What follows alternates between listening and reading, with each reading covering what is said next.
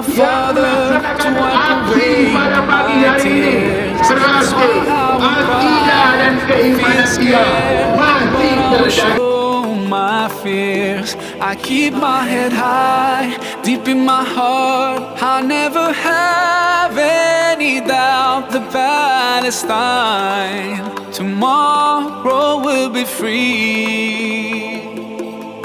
Palestine tomorrow will be free.